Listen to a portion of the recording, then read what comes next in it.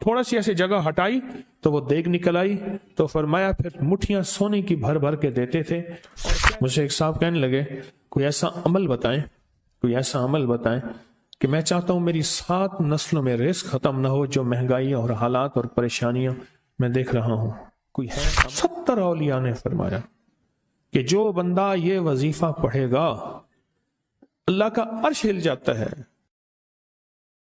لا علاج بیماریاں ہوں، دکھ ہوں، غم ہوں، قرضے ہوں، مصیبتیں ہوں، ناکامیاں ہوں اور پریشانیاں ہوں اور ایسے حالات کے جو انسان کہے کہ بس اب تو موت ہی ہے، اس کے علاوہ کوئی راستہ نہیں، کوئی ایسی پریشانی ہو، اللہ کا نظام ہے کہ اس پہ وہ ملتا ہے جو انسان گمان نہیں کر سکتا، سوچ نہیں سکتا۔ یہ فیصل آباد کے ساتھ مامو کانجن میں ایک درویش ہوتے تھے، صوفی عبداللہ صاحب رحمۃ اللہ علیہ، بڑے اللہ والے تھے، درویش تھے، اللہ سے مانگتے تھے، اللہ دے دیتا تھا۔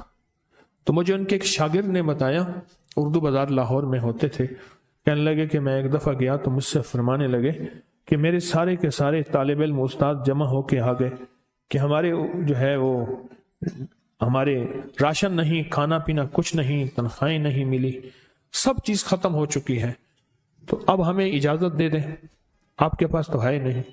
اچھا فرمایا مجھے چند دن دے دو، جتنے اور دن صبر کر لیا، چند دن مجھے دے دو۔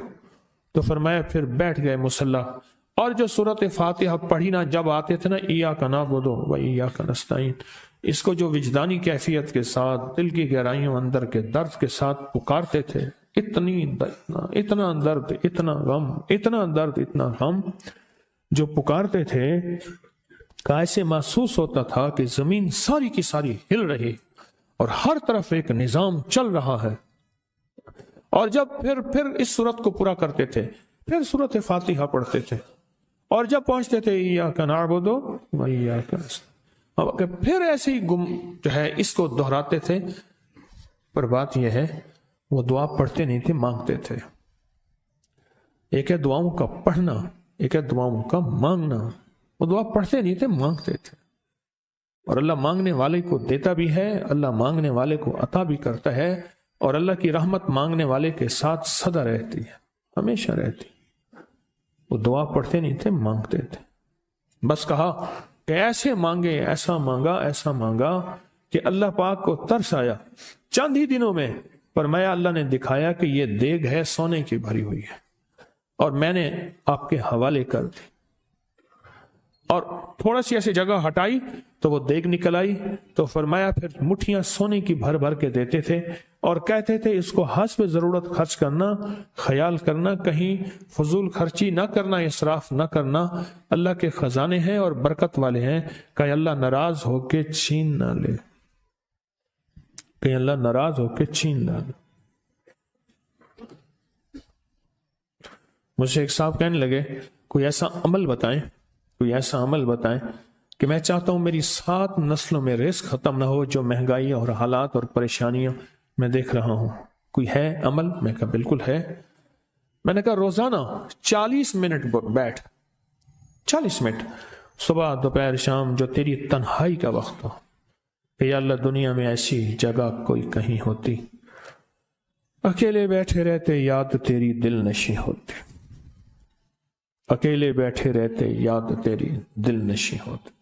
40 منٹ کوئی ایسا بیٹھ 40 منٹ اس انداز سے مصلی پہ، کہیں بستر میں، کہیں ایسی جگہ جہاں سوئے نہیں، اور بس صرف ایک بار سورۃ فاتحہ پڑھ، اور اس کے بعد ایاک نعبد و ایاک نستعین کو دوہرا۔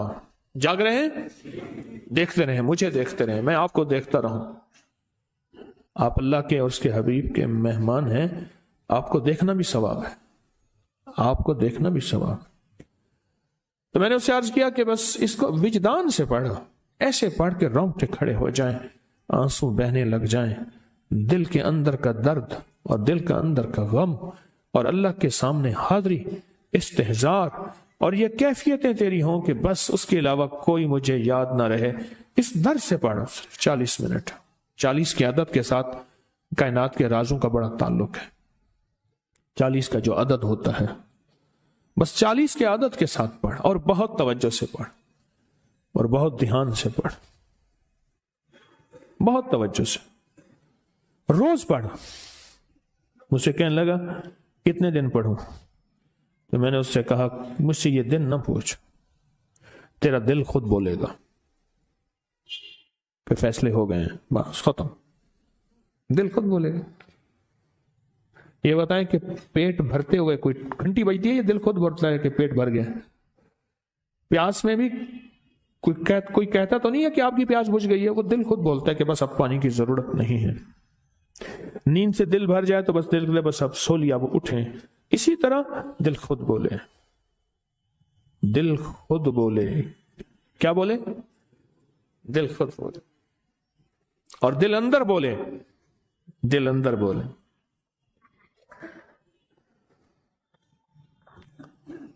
کہ اللہ پاک جل شانہ نے نسلوں کے لیے رزق کی عزت، دولت، برکت کے فیصلے کر دی، بس دل بولے۔ کتنے دیر کر؟ اب یہ تیری اپنے مانگنے میں ہے، اب یہ تیری اپنے مانگنے میں ہے۔ مانگنے میں کمی ہے تو دل نہیں بولے گا، اگر مانگے گا تو پتہ نہیں دنوں میں یا ہفتوں میں، جتنے میں دنوں میں فیصلہ ہو جائے گا، فیصلہ ہو جائے گا۔ اور میں نے اس سے کہا کہ یہ میرے پردادا کے پردادا کا عمل ہے، ان کا یہ عمل ہے، میرے پردادا کے پردادا کا عمل، جو ہماری خاندانی یادداشتوں میں یہ لکھا ہوا ہے۔ اور فرمایا اگر یہ کوئی بندہ کر لے، اللہ نسلوں کا رزق اللہ سے منوا لے۔ اور میں نے اس سے کہا خیال کرنا، رزق کے روحانی ساتھ منوانا، رزق کے روحانی ساتھ منوانا، رزق کے روحانی ساتھ منوانا، ورنہ دولت، مال، چیزیں مل جائے گی جس کے بارے میں کہا جاتا ہے کہ بعض بندے ایسے ہوتے ہیں اللہ پاک ان سے لقمے نہیں چھینتا، سجدے چھین لیتا ہے۔ اللہ ان سے لقمے نہیں چھینتا، کیوں؟ رزق جسمانی دوسرے لفظوں میں مل رہا ہے، اور رزق روحانی اللہ چھین لیتا ہے۔ یہ جو آج آپ بیٹھے ہیں تسبیح خانے میں اور میں بیٹھا ہوں، یہ ہم روحانی دسترخوان پہ بیٹھے ہیں۔ یہ بہت بڑا دسترخوان لگا ہوا ہے، یہ دسترخوان ہے۔ سنا ہے در یار پہ بڑی دھوم ہے، سنا ہے در یار پہ بڑی دھوم ہے، وہاں عاشقوں کا ہجوم ہے۔ یہ روحانی دسترخوان ہے، میں بھی خود محتاج ہوں، یہ روحانی دسترخوان ہے۔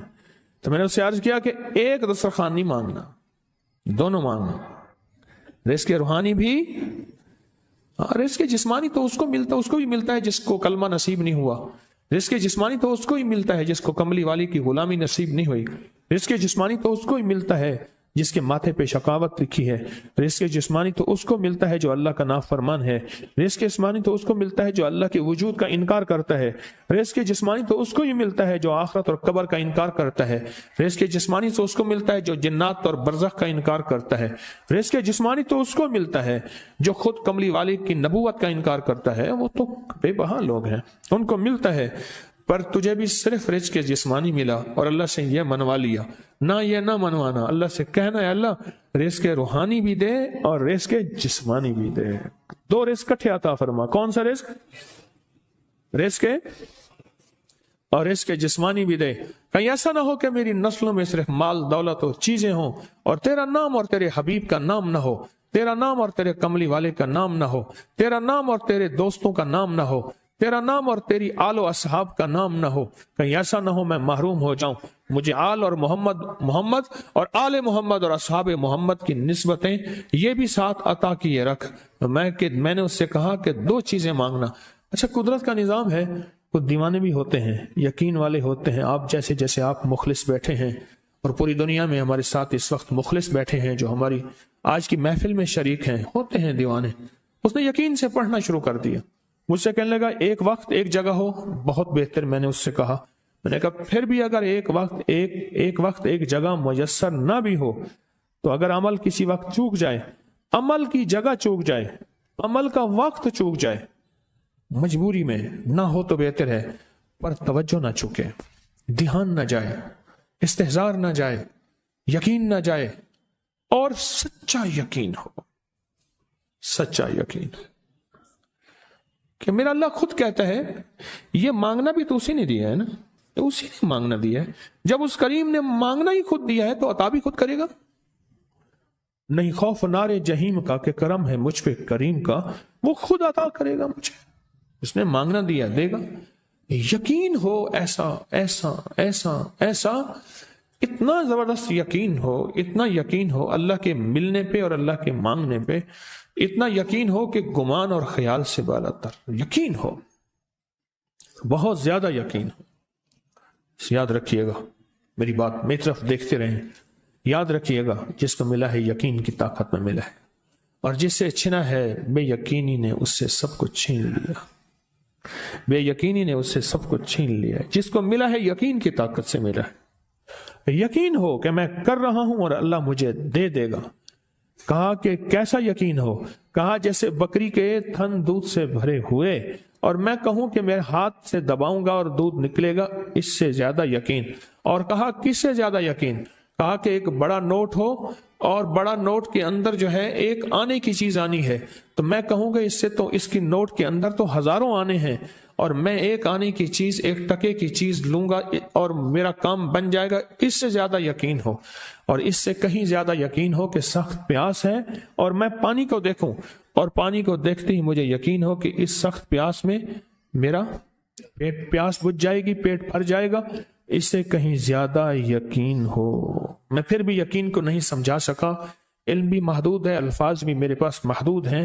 اس سے کہیں زیادہ یقین ہو، اس سے کہیں زیادہ یقین ہو، اور بہت زیادہ یقین ہو. اتنا یقین ہو. کیا خیال ہے؟ آپ چاہیں گے اپنی نسلوں کے لیے بخت، رزق، نصیب اور مقدر منوا لیں؟ کیا خیال ہے؟ وہ بڑا کریم ہے. میں نے ابھی نہیں بتایا کہ قرآن کا واقعہ سنایا، حضرت موسیٰ اور خضر علیہ السلام کا قرآن کا واقعہ سنایا کہ ان کی 7 نسلوں کا جو ابا تھا نا، وہ 7 نسلوں میں پہلے والا ابا، دادے کے دادے کے دادے کا دادا، ٹھیک، وہ نیک تھا، وہ دعائیں مانگتا تھا، وہ اللہ کے ساتھ تعلق میں تھا، اس کا تقویٰ تھا. وہ اس کی نیکی کا اثر، اس کی نیکی کا اثر، اس کی نیکی کا اثر نسلوں میں منتقل ہوا، نسلوں میں منتقل ہوا. پڑھ لیں، مانگ لیں، اللہ سے کر دیں کہ اللہ میرے لیے اور میری نسلوں کے لیے رزق روحانی اور رزق جسمانی کے فیصلے کر دیں. رزق روحانی اور رزق جسمانی کے فیصلے کر دیں. شاہ عبد الرحیم تھے شاہ ولی اللہ رحمۃ اللہ علیہ کے والد محترم. انہوں نے شاہ ولی اللہ سے کہا بیٹا میں تجھے روحانی مشقیں کرا رہا ہوں، ایک مشق ایک بھی کر لے، اپنے لیے اور اپنی نسلوں کے لیے اللہ سے رزق منوا لے.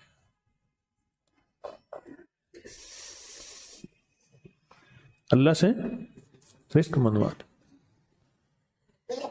اللہ سے رزق منوا لے. تو پوچھا کہ حضرت میں رزق کیسے منواؤں؟ فرمایا کہ کچھ وقت ایسا نکالا کر، ایسا وقت نکالا کر 2 گھڑی اور 3 گھڑی کا، ایک ساتھ 2 گھڑی اور 3 گھڑی، ایک ساتھ تقریباً 21 منٹ کی ہوتی ہے، تقریباً 21 منٹ کی. 2 ساتیں مل جائیں تو 40 منٹ بنتے ہیں. تو ایک ساتھ 2 ساتھ 3 ساتھ کی گھڑی میں کہ بیٹھ کے نا سورت فاتحہ اور اس میں ایاک نعبد و ایاک نستعین کا تکرار اور استحضار کیا کر، اور ایسا کیا کر تیری آنسوں بہیں، تیرا دل روئے، تیری آنکھیں روئیں، تیرے رونگٹے کھڑے ہوں اور رواں رواں، اور اس کے اندر سے تیرا پل پل، تیرا من، تیرا جذبہ، تیری سوچیں بولیں. کیا بولے؟ ایاک نعبد و ایاک نستعین. تو ایک میلہ تھا اللہ کے نیک بندوں کا، تو اس میں 70 اولیاء جمع ہوئے، 70 اولیاء جمع ہوئے. ہر اللہ کے ولی نے کہا کہ آپ کوئی ایسا وظیفہ بتائیں، ایسی تسبیح بتائیں، ایسا ذکر بتائیں جو اللہ کے عرش کو ہلائے اور جو اللہ کی ذات کو متوجہ کر دے، جو اللہ کے تعلق کو نصیب کر دے. کوئی ایسا ذکر، کوئی ایسی تسبیح بتائیں. فرمایا سب نے بتایا کہ سورت فاتحہ ہے، اور اب سب سے پوچھا سورت فاتحہ میں کوئی ایسا جز بتائیں جو سورت فاتحہ کا دل ہو. سورۃ یاسین قرآن کا دل، لیکن سورۃ یاسین کا دل سلام قولا من رب الرحیم۔ ہر سورت کے اندر اللہ پاک نے کچھ نعمتیں، کچھ نقطے رکھے ہیں۔ تو فرمایا سورۃ فاتحہ کا دل، تو میلے میں جتنے بھی اولیاء 70 بیٹھے تھے، سب نے کہا کہ اگر سورۃ فاتحہ کا دل پانا ہے تو وہ صرف کیا ہے؟ ایاک نعبد و ایاک نستعین۔ اس کا مفہوم عام سادہ سے یہ ہے کہ مولا غلامی تیری، در کسی اور کا۔ جب غلام تیرے ہیں، منگتے تیرے ہیں، بھکاری تیرے ہیں، محتاج تیرے ہیں، پھر در بھی تیرا ہے، پھر در بھی تیرا ہے، اور کسی کا در مولا نہیں ہے، پھر در بھی تیرا ہے۔ تیرے در کے ہم محتاج، تیرے بر کے ہم غلام ہیں۔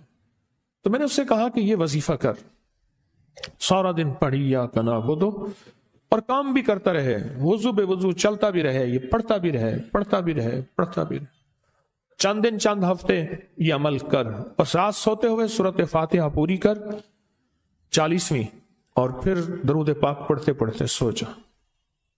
70 اولیاء نے فرمایا کہ جو بندہ یہ وظیفہ پڑھے گا، اللہ کا عرش ہل جاتا ہے، اور فرشتوں میں کوہرام مچ جاتا ہے، اور فرشتوں میں اللہ کے بارگاہ میں فریادیں ہوتی ہیں کہ یا اللہ یہ بندہ ہے اور اس نے یہ عمل کیا ہے، یہ وظیفہ کیا ہے، اور ابھی تک اس کی دعا قبول نہیں ہوئی، اس نے یہ مانگا ہے ابھی تک دعا قبول نہیں ہوئی۔